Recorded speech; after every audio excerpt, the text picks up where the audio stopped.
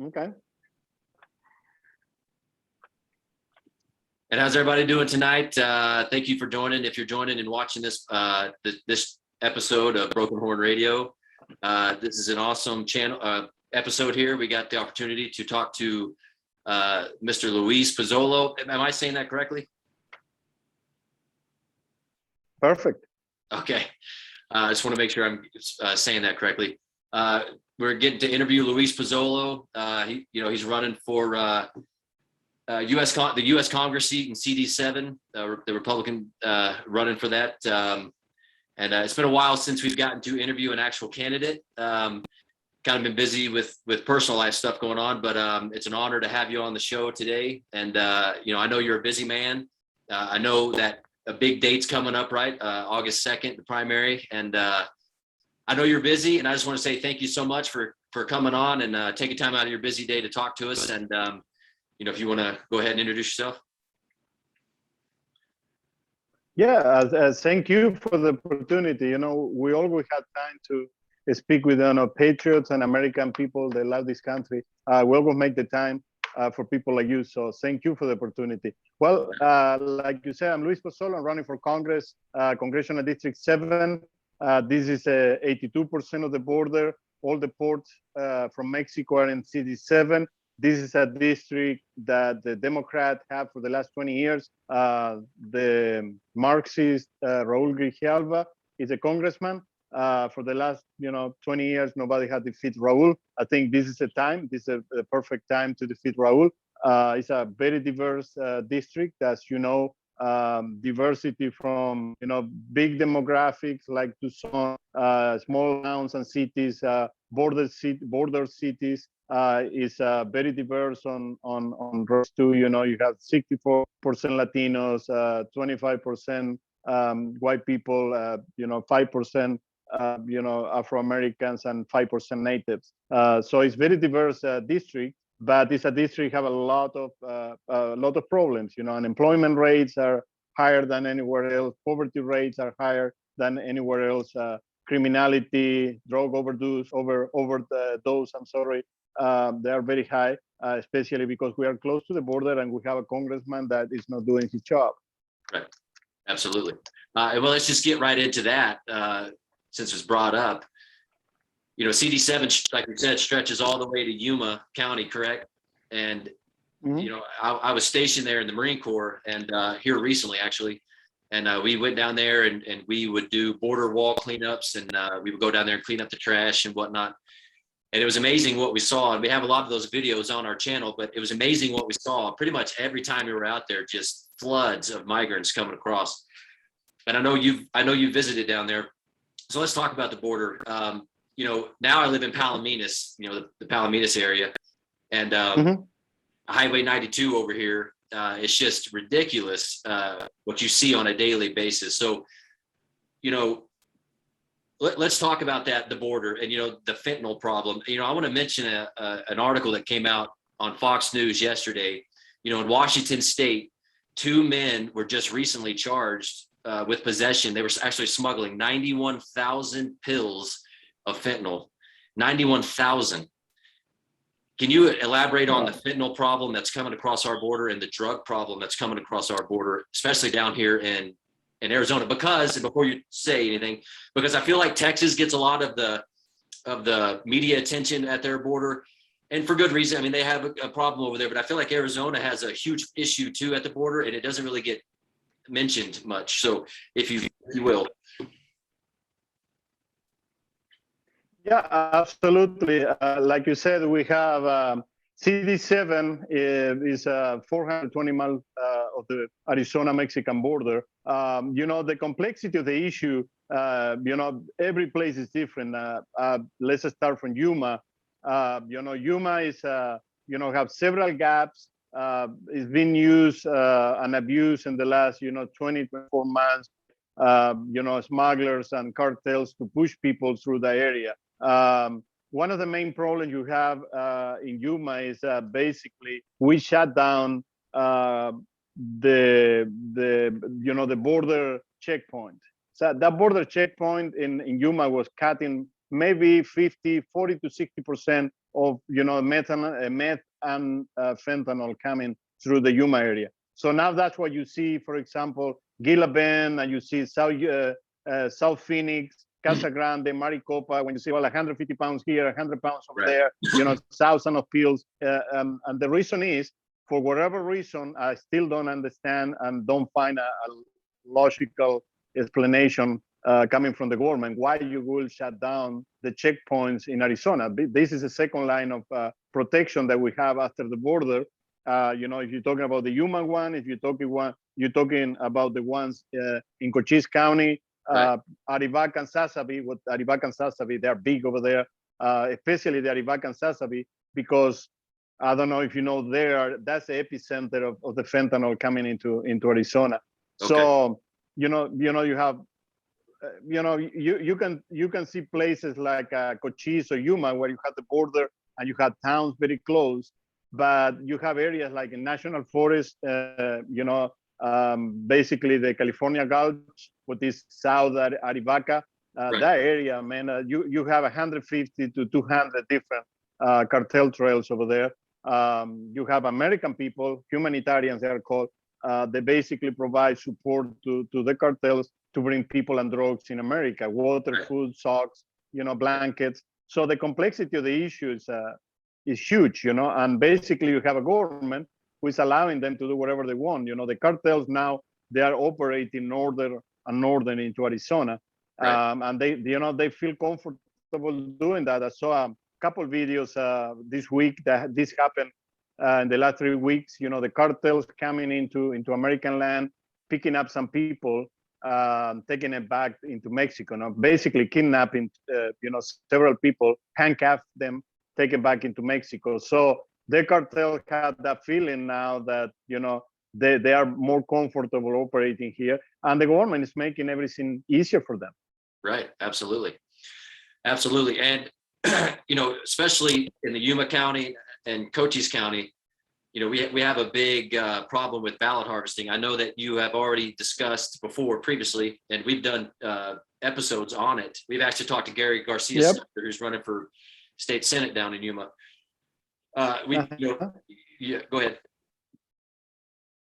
No, I'm listening. Yeah. Okay. Yeah. So, and I know I've seen it on your Twitter page. You've mentioned it, where the lady that was actually caught and indicted by the Attorney General down in Yuma County, what's our process moving forward if you were to get the congressional seat, on how would we help kind of solve all that? Well, as you know, elections are decided and they are controlled by the state. To be honest with you, I'm very disappointed with my own party, because we do have the governor, we do have the Senate, we do have the House, and we didn't find real solution for the issues. As you can see, Pinal County sends 60,000 ballots. I live in Pinal County. I live in Pinal County, and I received 4 ballots. 2 for my wife, 2 for me. We never registered to mail-in ballot. We always vote in person. When we live in Kentucky, when we live in Texas, and we live here, we never register for mail-in ballot. Basically the problem you're talking about, San Luis and Somerton, this is a problem happening for 50 years, 60 years. We never pay attention. We never talk about that.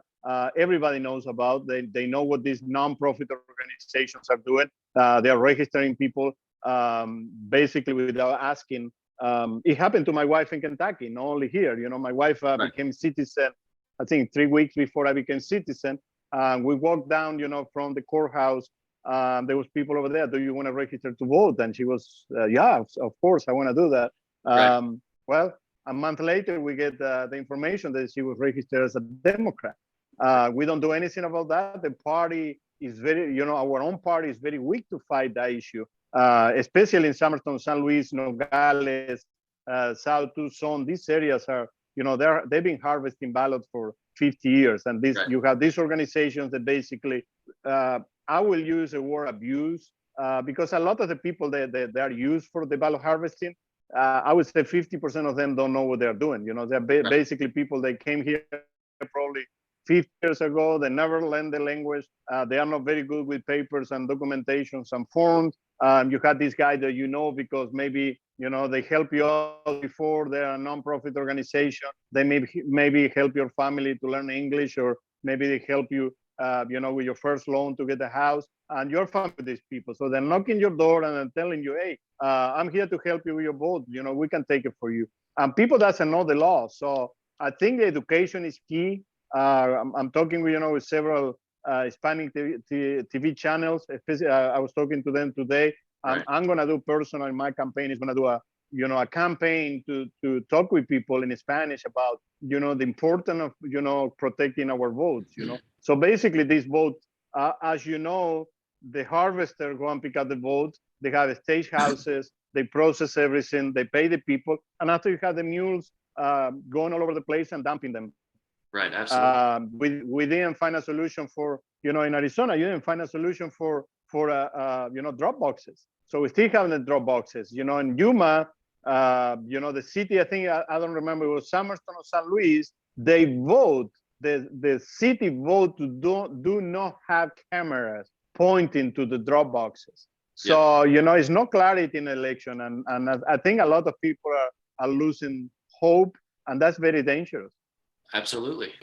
Absolutely. And I think you're right there. Yes, it is the state legislature's job to really hone in on our state's elections. However, I think you have an amazing voice and an amazing opportunity to do that education, like you were talking about, to really hone in on that.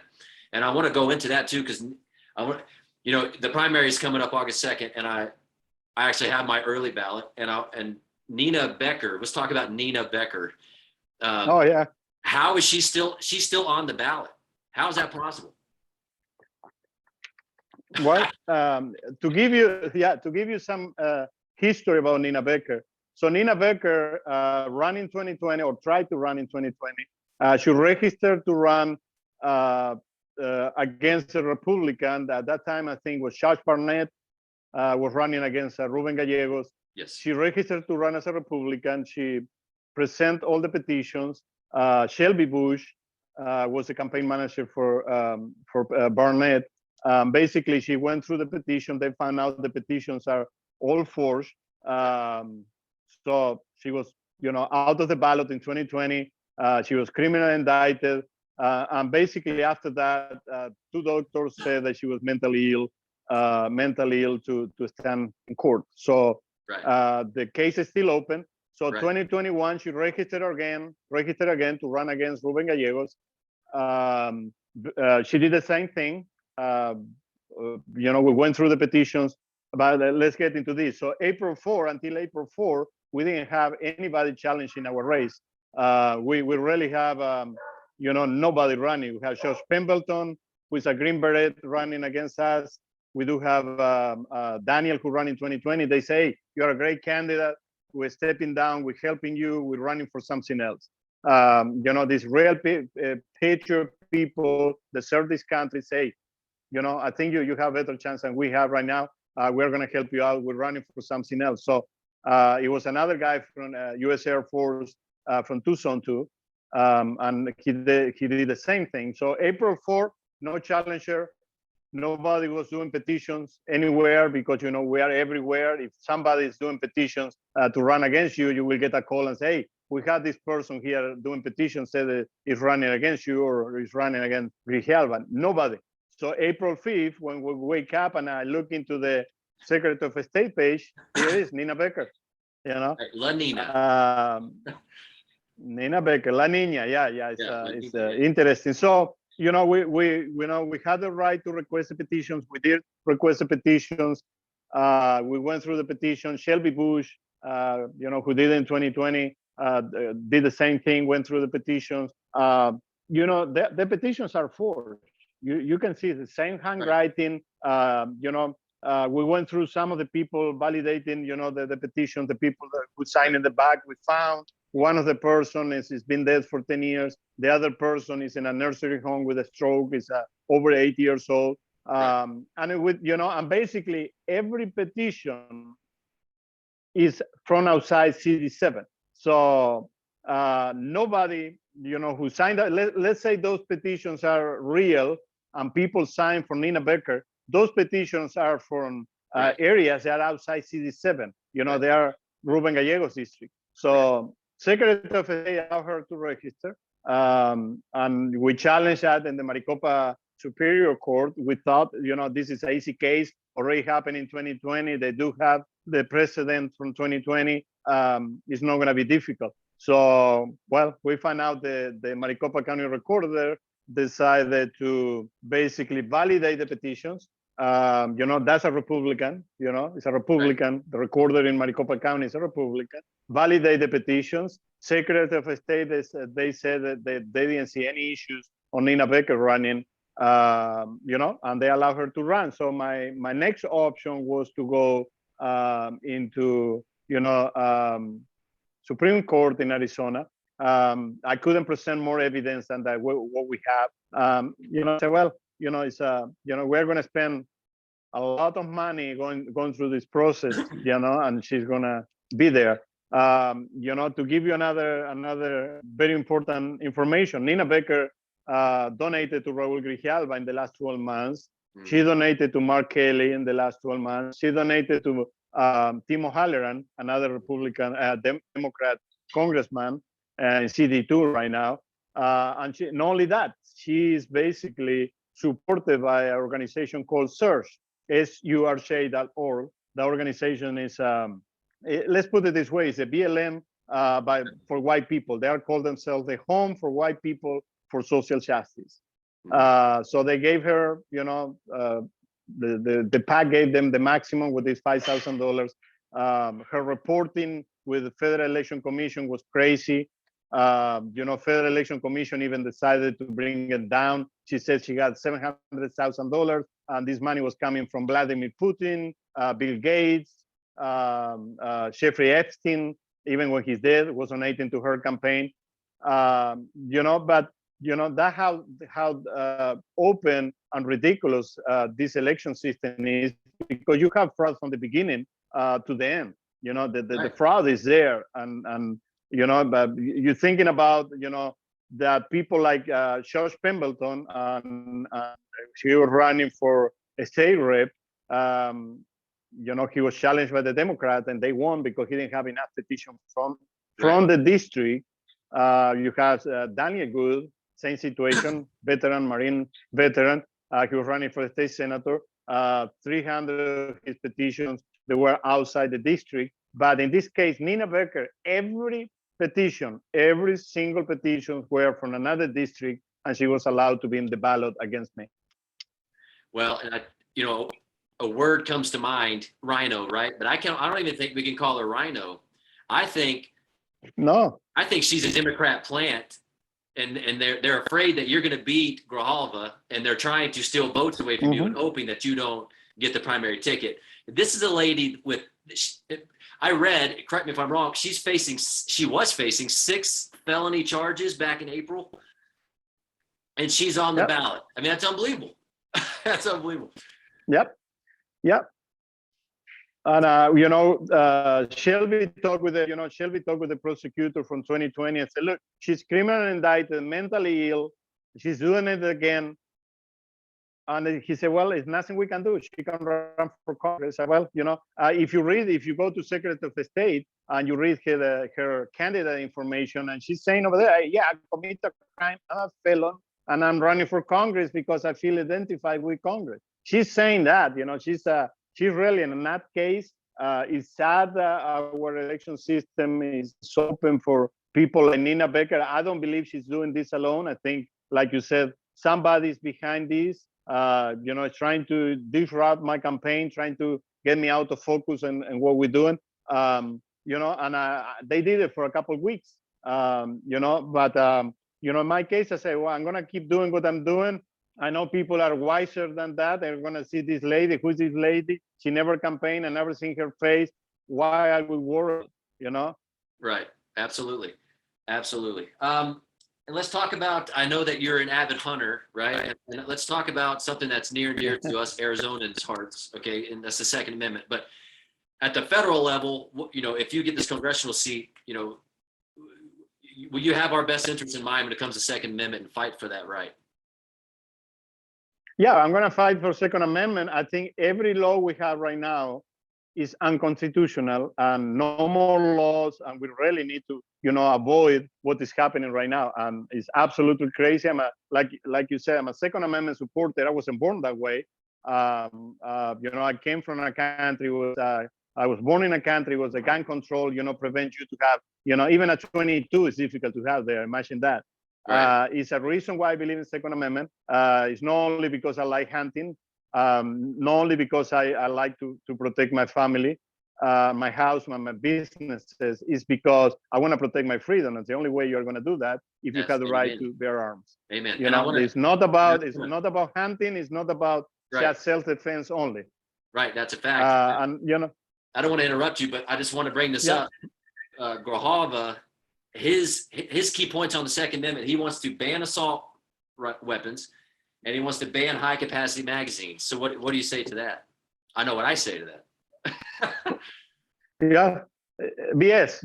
What you can say to Raul. Raul has been, Raul is part of a party who always want to disarm minorities. Right. If you talk with people, I talk with a lot of people from Mexico. The border is so the interrelation between Mexico and the United States, and everybody, have family on the other side, and always ask them, hey, let me ask you a question. You have amazing gun controls in Mexico.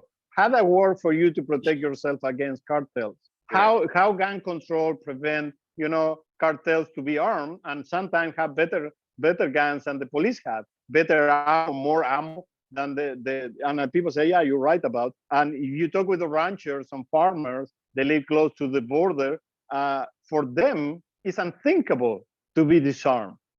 Right. You are basically what you're going to do, how you're going to defend your family, your life, your animals, and if you see, it's not only that. If you see these countries, every country in South America, and I came from one of those countries, they've been disarmed for a reason. You see Venezuela, Chavez started this process where he disarmed the people, and after he got these groups, they are paramilitary groups, they support the revolution, right. And they give these people AK-47s and AR-15s, and these people are in the streets basically bullying the citizens. And you have no defense against the government, no defense against the paramilitary people.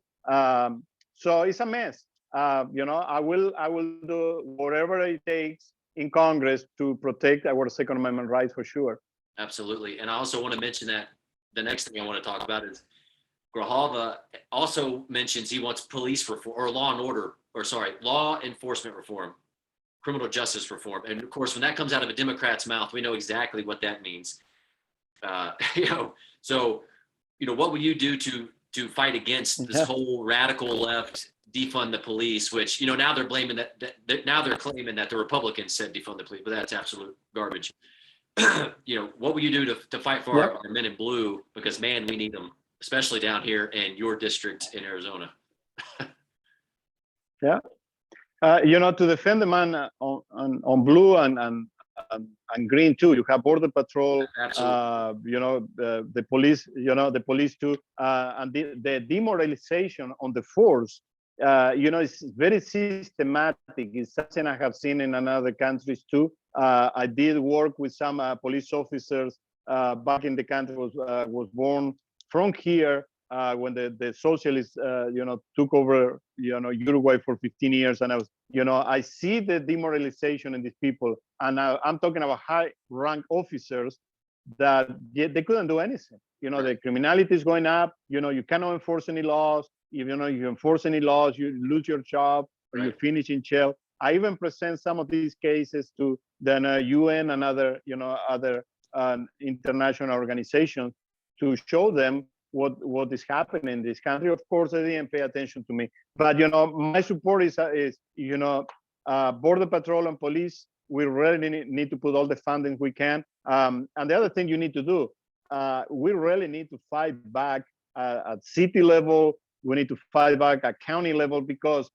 this is a cartel who took over Southern Arizona. It's not just Raul Grijalva, it's a machine who took over Southern Arizona. If you look into Tucson, you only have one Republican in the board of supervisor in Pima County. You have no representation, I believe, in Tucson City. Everybody there is liberal. So, people need to realize that you really need to get involved. And that's the reason I'm running. I'm not a politician. I wasn't thinking a year ago to be doing what I'm doing. We need to get involved. And the time to fight is right now. This is a time where you said what you can do for this country, not what you can get from this country. This is a time. It's not in 2 years. It's not for in the speed these people are doing the changes in this country. It's nothing in 4 years. It's nothing you can defend in 4 years. You're going to lose all your rights. You're going to lose everything while you're drinking beer, eating pizza, watching TV, thinking, well, I can do it in 2024, 2026. 2024, 2026 is too late. The time to fight is now. Like I said, I will do whatever is in my hand, federal level, to protect the police. And my position has been, my grandfather was a police officer. He's in my heart, and right. I believe in law and order. It cannot be free if you don't have law and order. Absolutely. And, just get down to the last bit of this interview, but, and again, we so much appreciate you being on. It reminds me, listen to you talk there, that last bit, it reminds me of a quote from actually a sitting Congressman, Jim Jordan, who I absolutely love. He says, do what you say you would do. Do what you said you would do. And I think, you're the exactly the type of person, or better yet, Trump says, right? Promises made, promises kept. Do what you said you would do. And I think that, you're the individual, your type of individual that really would do that. Not just giving lip service, but actually will fight and do what he said he would do. And I think you're the guy to take down Grijalva. Like you said, he's been there since 2002. Is that correct? He's had that seat since 2002. Yeah. So, I think you're the candidate to get it done. Years, yeah. Right. And I think you're the candidate to get it done. And you're absolutely right. The time to do something is now, not later, and I think there's a big group of individuals in this country that just kind of want to be left alone, and I feel for that. I really do. Everybody just wants to be left alone. Let me have my rights and liberties and stay off me. That's why we're conservatives, right? Limited government, stay out of everything. And so I sympathize with that ideology. However, I think we're to the point to now where no longer can we do that. We can't just be in our own corners and just kind of leave everything out. We have to fight because we're not going to have a country left. We like to say in the Republican world, right? We like to say, we have to preserve the republic. Well, I think we're past that. I think we've lost it. And I think we have to get it back. We need to take it back because I think we already lost it. I agree 100% with you. And I was one of those guys that, I didn't want to have nothing to do. Leave me alone. Let me work my businesses, take care of my family. Build my AR-15s and go, shooting, have my 40 acres in the border with New Mexico. A lot to go over there, be by myself. I did have a lot of people coming in the past saying, hey, you have so much passion for this country and you love so much this country. And I said, at that time, I said, leave me alone. Don't bother me with these things. I don't want to do anything. Everything was going good. We did have a, very good time with Trump. Economics were good. Everything was good. Why I will, walk away from my, private life to get into politics. But in November, I changed my mind. It didn't change my mind. It took me a couple more months between being, angry, and next day I wake up depressed, and the third day, well, I'm leaving. This is a replay of the movie I already lived 20 years ago. And I found out the only way I can really fight that it was doing something. Talking about it's not gonna, like you said, lip service is not gonna do anything. I hear all these people who go to the gun show, gun shops over here with, a friend of mine, and you stand up over there for an hour, you see all these people, this and that. So, okay. And after they finish, what are you planning to do with all that you just said? There you go. Yep. That's what we need to ask ourselves. How you can help? Well, you have money, put money. You can talk with people. You like to send text messages, make calls, knock doors. Like David Lasoya, my coordinator there. David was in the same situation. He retired from the U.S. Army. Yeah. Buy this small, beautiful piece of land over there. and leave me alone. I'm gonna have a beautiful life, and look at what he's doing. You know? Yeah, he's a patriot. Love that guy. Got to meet him. Awesome dude. Yeah, he is. Yeah, he's a great guy. I love David. You know, he's a. You know, we had several conversations, and I remember that we had breakfast a few weeks ago. Jessica, his wife, said, "Hey, Luis, you know, he served for 24 years. He's, you know, put his life on the line for so many times for this country, and we thought now we are going to be, you know, having a peaceful life and enjoying retirement." And I said, look, Thomas Jefferson said that, you know, the price of liberty is eternal vigilance. So Amen. That's a reality, you know. You cannot retire from this. I think we're going to fight until the last day, at least the one who understands what freedom is. And I believe a lot of the Americans don't understand because they never lost that. You know, I was born in a civil war, in the middle of a civil war, and I lived all my childhood until I was a teenager in a dictatorship. I know, you know, what you know, the absence of freedom means. I know what you know, having my father, flee the country for 10 years, and after coming back and being a political prisoner from the regime feels. I know that. And I'm telling you, I don't want even the children of my enemies in America to live what I live over there. Amen. And I tell you, and we'll end it with this. We're running out of time. Thank you so much for being on here, but I'll end it with this. Okay. I'll end it with this. The only thing that evil needs to take foothold is for good men to do nothing. And you, sir, are a good man, and you're doing something about it. And I respect you for that. And this has been such an honor to get to interview you. I wish you luck. Anybody watching this that's in our district or just in Arizona, period, get out and vote on August 2nd. Yeah. Because that's our civic duty, and it's time we got to protect it. We got to take this country back because they're trying to from us. So thank you so much. And have a great night. And I wish you the best of luck. Oh, and I'm going to see you and anyone that's around here that's watching this. You'll be at the July 30th We the People meeting, correct? Yes, I'm going to be there this Saturday in Palominos, 11 to 2. Absolutely. And I'll see you there, and hopefully we can get a big crowd there for you and really support you. So thank you so much, sir. And thank you for your time. And that's all I got. So God bless you. Thank you. And thank you for your service, and God bless you too. Yes. Thank you.